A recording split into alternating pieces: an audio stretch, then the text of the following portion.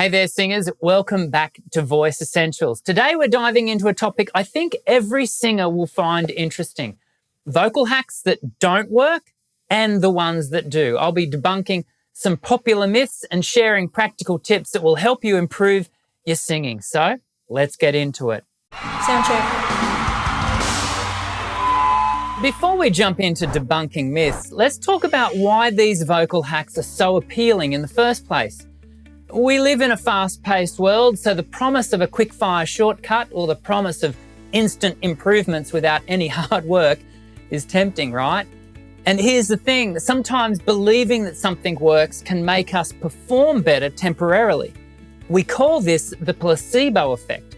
Your mind is a powerful thing, and the psychological boost can reinforce the myth that a vocal hack is doing wonders when in actual fact, your brain is being duped into believing it is benefiting from the hack. Truth be told, the placebo effect can play a positive role in the short term, but singing is both an art and a science, and our voices are complex instruments that deserve more than quick fixes. So let's look at some hacks floating around the internet that promise to give you instant results, but trust me, they simply don't work long term. First, you might have heard that gargling salt water will improve your singing voice. While gargling salt water might help soothe a sore throat, it doesn't directly improve your vocal performance. It's not a hack for long-term vocal improvement. Leborn and Rosenberg in The Vocal Athlete write, the use of salt water as a gargle has long been used as a remedy for sore throat. Oversaturation of the water solution with excess salt may act to draw out water of the oral mucosa, thus reducing inflammation. The critical point here is that the effect of the saltwater gargle is observed on the pharynx and oral cavity, not the larynx and vocal folds. And we need to apply the same critical thinking to the next vocal hack that doesn't work like many proponents would have us believe. Drinking honey and lemon before singing helps with clarity. I know it's tempting to think this will make your voice sound crystal clear, but honey and lemon can only do so much. If anything, lemon can sometimes indirectly dry out your vocal folds via reflux due to its acidic nature. And remember, just because something feels better doesn't necessarily mean that it sounds better. And what about this one? Pushing through your vocal strain makes you stronger. This is a dangerous one. If you're straining your voice, pushing harder isn't going to make your vocal folds stronger. It's more likely to cause wear and tear, which might lead to vocal damage. Now, I understand the thought process behind this one though, and it's built on a truth that has been simplified to the point of error. While it is true that if you seek to develop your vocal stamina and strength, you need to take the voice beyond its comfort zone, one must do this in a smart and considered manner. The guideline I give my students is to always work the voice to the point of comfort plus 1 or 2 steps. This way, you are extending the voice's boundaries without driving it to the point of danger. This is the very same approach I recommend to everyone enrolled in my online singing courses. If you're looking to extend your vocal range, develop your breath skills, and improve your overall performance, I encourage you to check them out via the links below after we complete today's video. Okay, so we've looked at the vocal hacks that don't work. Now let's quickly look at the ones that do work. And the first tried and true vocal hack I encourage you to implement every time you sing is vocal warm-ups and cool-downs.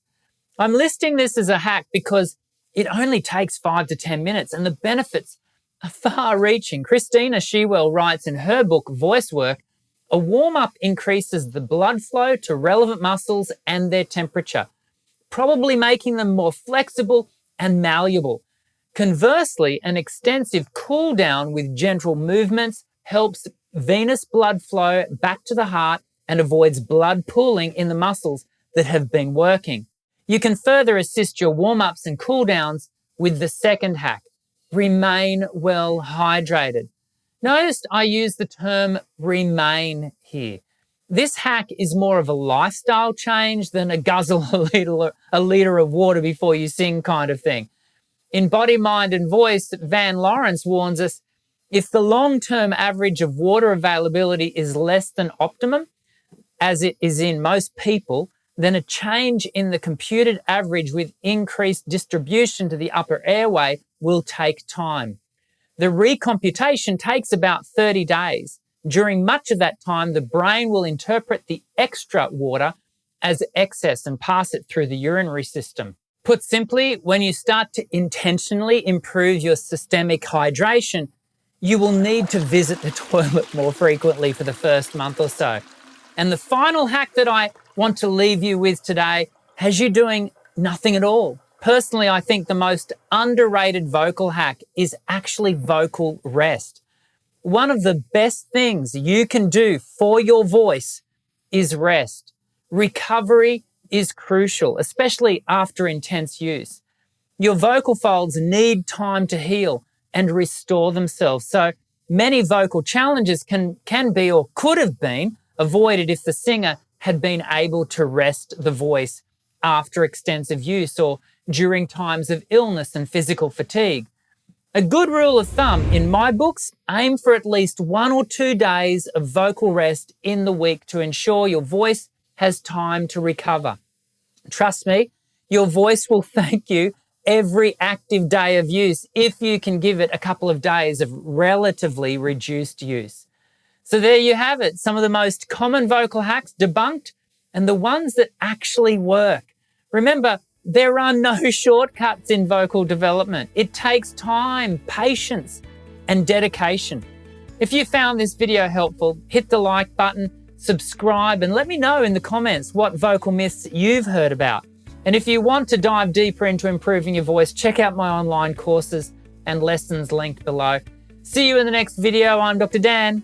Sing well.